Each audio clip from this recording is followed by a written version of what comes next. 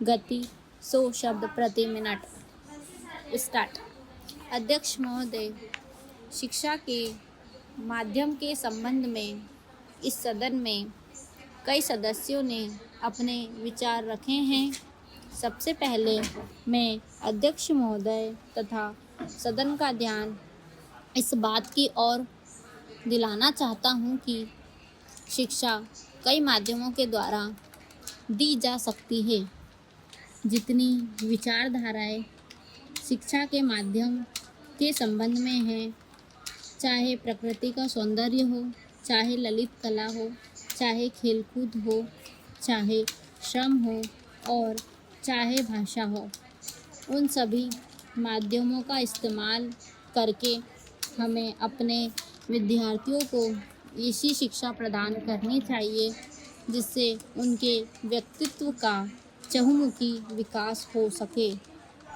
इन सब माध्यमों में भाषा का भी अपना एक महत्व है, लेकिन अफसोस है कि आजकल हम केवल भाषा को ही शिक्षा का माध्यम बनाकर चले, जिसका नतीजा यह हुआ कि केवल किताबी शिक्षा ही हम अपने बच्चों को दे पाए और केवल किताबी शिक्षा से न उनके व्यक्तित्व का ही संपूर्ण विकास हो पाता है और न हम अपनी शिक्षा को ही अपने अच्छे स्तर पर ले जा सकते हैं।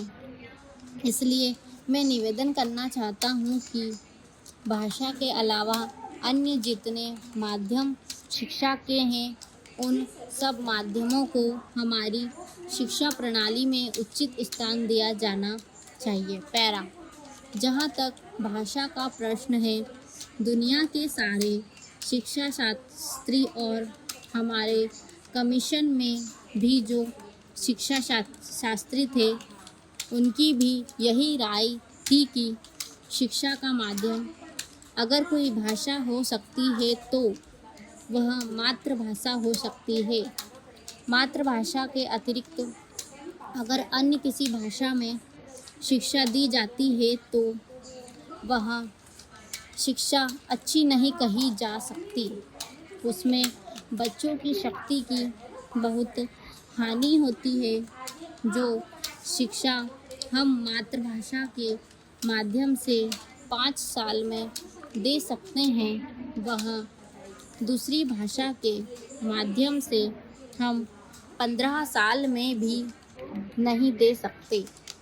यदि यह बच्चे की मातृभाषा नहीं है तो उस भाषा में शिक्षा प्राप्त करने के लिए बच्चे को बहुत अधिक अतिरिक्त मेहनत करनी पड़ेगी तथा अधिक समय भी देना पड़ेगा, जबकि मातृभाषा के माध्यम से वह बहुत कम समय में और बहुत कम मेहनत से शिक्षा प्राप्त कर सकता है।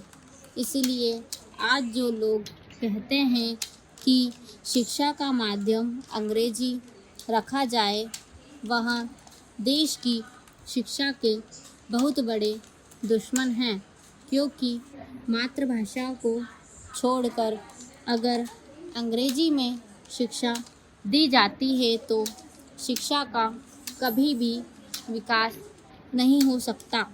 यदि हम चाहते हैं कि देश के करोड़ों बच्चों को देश के कोने कोने में शिक्षा दी जाए तो केवल मातृभाषा को शिक्षा का माध्यम बनाना होगा। पैरा।